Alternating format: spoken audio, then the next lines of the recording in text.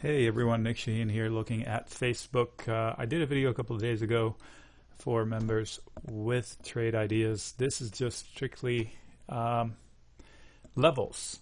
So looking at a daily chart, it has had a bad run of late after so much promise. I think long term this company is going to be a monster. Advertising wise, it has no match. I don't think even Google comes close to matching what it can do for its clients. Okay, so is this a time to panic out of it? Not to me, because just looking at the charts, forget the fundamentals, forget the headlines. Looking at the chart, this is not an obvious place where I can start shorting it or panic out of it for a lot of different reasons. First of all, this is the neckline from which they broke out. Let me see here if I can bring in a scratch pad.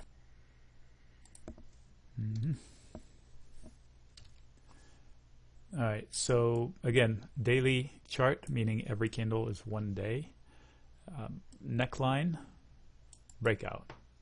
Yeah, there were pokes up here, but if you want to look at the closing, also a level that has been important before visually.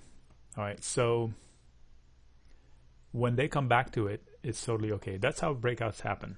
The bulls prevail after fighting, so one can say this is an inverse head and shoulders. You can see one little head or cup and handle. Shoulder, head, shoulder.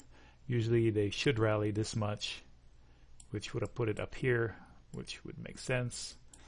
But there was, I have lines up here set from before, those two little orange lines. You can see how they tagged them and failed.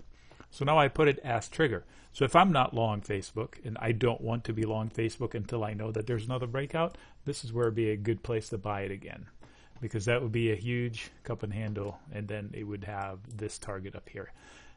If I am long and I'm wondering if I would want to get out, I want to see what happens here. Because when they do break out, they should come back, test it for support. So they can come back and do this, fail, and then go up, and then test that for support. That's how breakouts happen. If they don't, then this can happen. There'll be support here. This is the point of control for the whole section here, which is since last May. What does that mean? This is where mathematically most of the fighting has happened, buying and selling. So you've seen these volume bars. Everybody know what these are. High volume around earnings, high volume around earnings. But these volume bars here give us the range where most of the fighting has happened. So it translates these to at what level they happened. And the one point that has been fought over the most is this one. So as they approach it, it should be support zone. So this will be a line, this will be a section of support, this will be a section of support. Of course, this is a whole bunch of support right here. This consolidated chunk is support. So there should be a good base for the bulls to power through, especially if the markets in general go on. If the markets strip, of course, this one is not going to rally all by itself, most likely, without a headline. So what we have is a tightening range coming into a point, these two green lines. It's a moving target to where they breach either this line or this line. I prefer to chase levels versus trend lines, but they both work. I get fewer fake outs when I chase levels, whereas trend lines, I have been faked out quite a bit. So why is this a place where it faltered? A lot of reasons. So if I take all this mess out and just try to clean it up. So burst. So they burst, they take a breather to consolidate, and then they finish a job. Usually these two are equal, this one and this one. All right, that's one reason. You can argue for it. Another reason is if you consider this extension, this I'm going to say is the eyeball 50% level. You've heard of Fibonacci.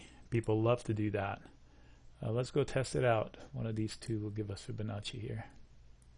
Okay. If I take this extension here, this is exactly the 50% retracement of this rally. Okay, so from here to here, they just gave back half of it. It's still okay. There are some significant levels. 61.8 is another one. So pick your, to me, eyeball 50% works out more often than not. So let's take this big one here. Oh gosh, I can't see it. Anyway, maybe you can see it.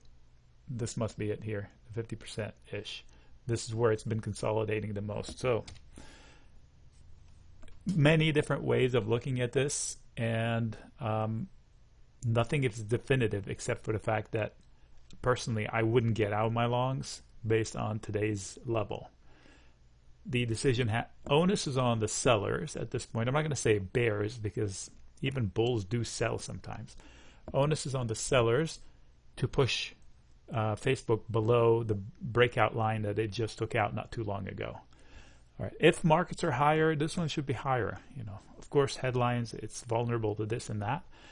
As far as specific trades, I did share a different video earlier, a couple of days ago. If you have access to it, then just review it and put the two together and send me questions if you have them. Nick signing out.